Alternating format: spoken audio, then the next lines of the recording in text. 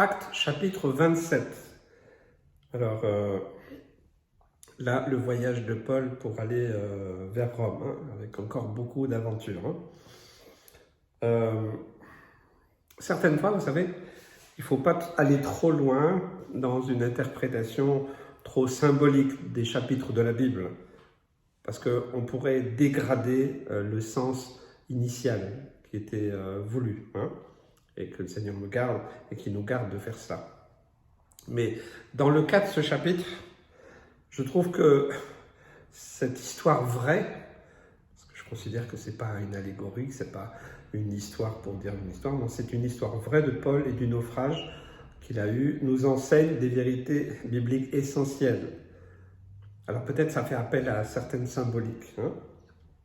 Paul et ses compagnons venaient de monter dans un navire d'Alexandrie qui devait les conduire jusqu'en Italie. La navigation a été difficile dès les premiers jours. Mais ils parvinrent à un endroit qui s'appelle Beauport, dans une ville qui est située au-dessous de l'île de Crète. Malgré l'avertissement de Paul que la navigation allait être dangereuse et difficile et qu'il fallait rester à bon port, ils n'ont pas écouté. Ils ont pris la décision de quitter Beauport et de partir plus loin. Ça va être un peu notre point de départ aujourd'hui, pour nous qui avons été sauvés.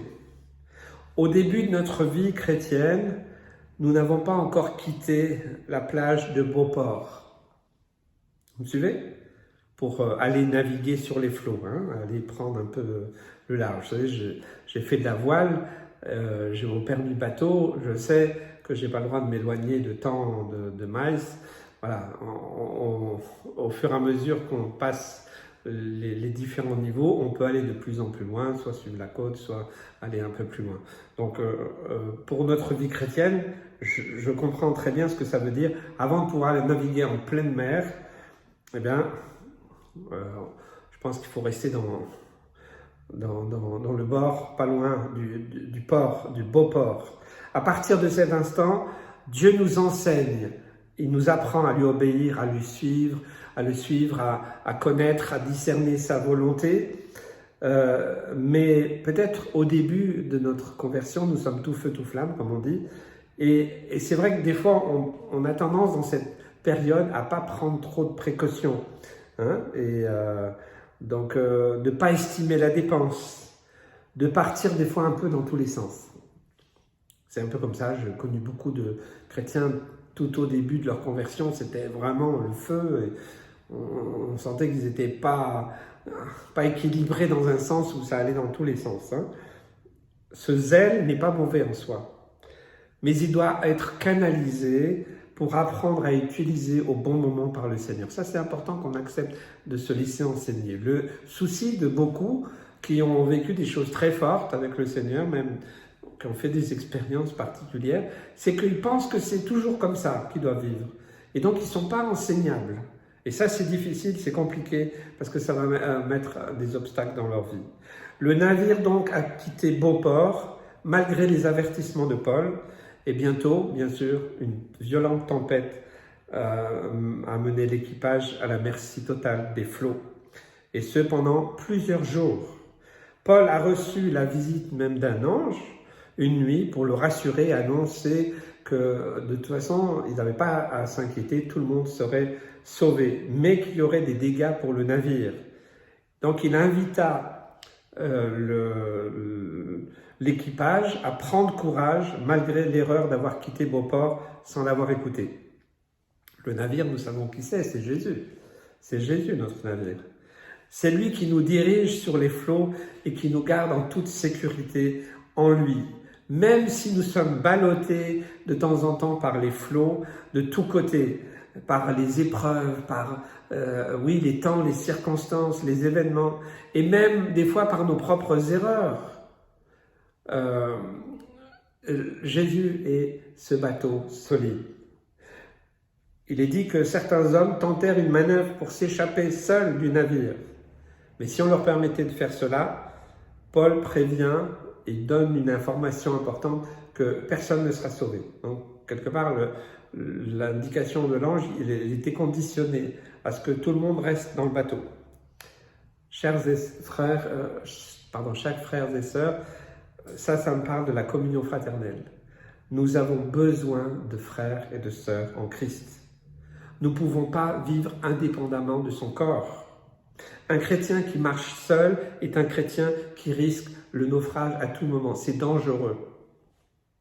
C'est dangereux d'être tout seul. Aujourd'hui, on a Internet et il y a toutes sortes de doctrines, de la pire à la meilleure. Mais entre les deux, il y en a des millions. Si vous n'avez pas de discernement, si vous n'avez pas de sagesse, si vous n'avez pas des frères et des sœurs, si vous n'avez pas d'assemblée locale, des ministères qui vont quand même avoir aussi la pensée de Dieu, vous risquez de croire que vous savez, que vous comprenez, alors vous allez prendre un peu n'importe quoi, puis vous allez faire que votre évangile sera votre évangile, mais ce ne sera plus l'évangile de Jésus-Christ. Combien de fois je l'ai vu?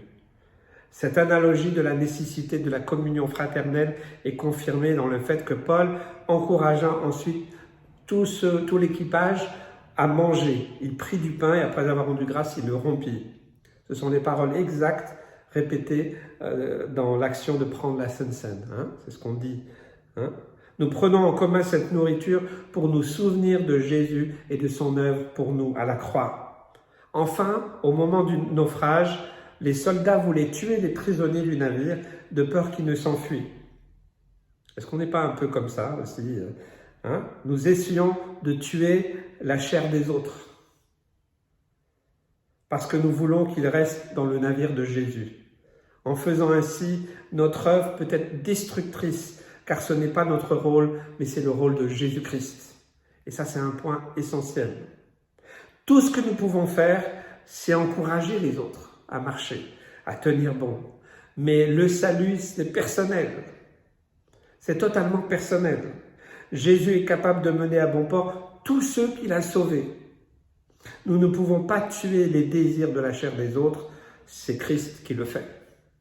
C'est un point essentiel.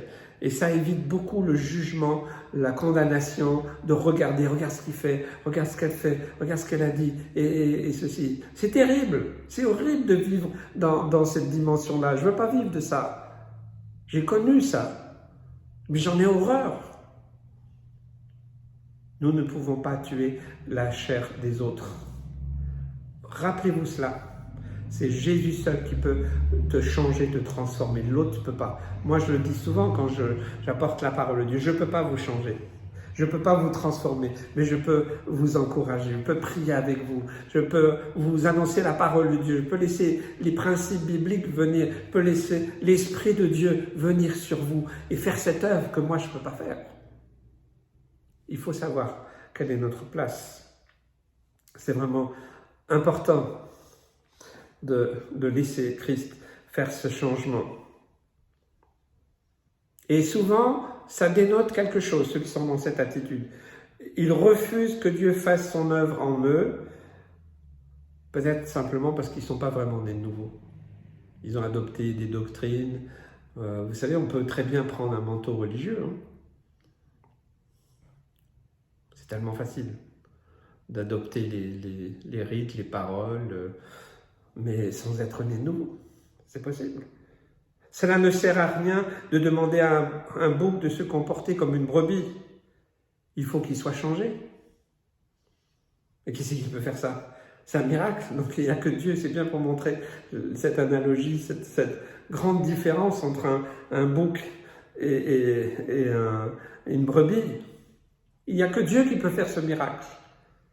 Et après, quand on voit l'œuvre de Dieu changer, quelqu'un changer, mon frère, ma soeur, tu as changé. Dieu t'a changé, Dieu t'a transformé. Sinon, oui, je suis colérique, je suis comme ça.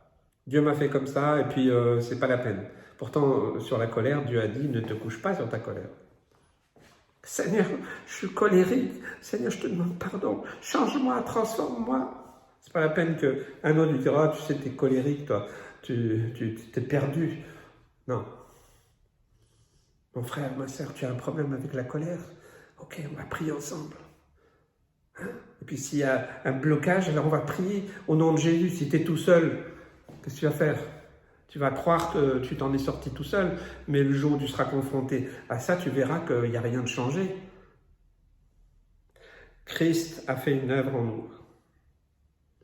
Quand le navire a fait naufrage, tout le monde était assez proche de la terre pour nager dans les eaux, pour s'accrocher aux planches flottantes. Pas un seul de l'équipage ne fut perdu ce jour-là. Même si nous échouons parfois dans nos vies, on fait des erreurs. Et des fois, il y a des catastrophes. Il va toujours permettre, Jésus va toujours permettre pour que nous arrivions sains et saufs sur la plage, en s'accrochant à quoi? À l'œuvre de la croix, ou en nageant avec force, avec ce qu'il a mis en nous, la foi. Amen. Jésus-Christ assure à tous ceux qui sont à lui qu'il va les conduire au bon port.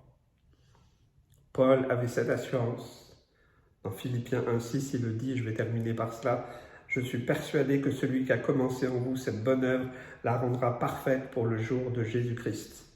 Quelle merveilleuse aventure qui nous permet de comprendre les mystères de la parole de Dieu, de l'œuvre de Jésus à la croix. Que Dieu vous bénisse et vous encourage. Amen.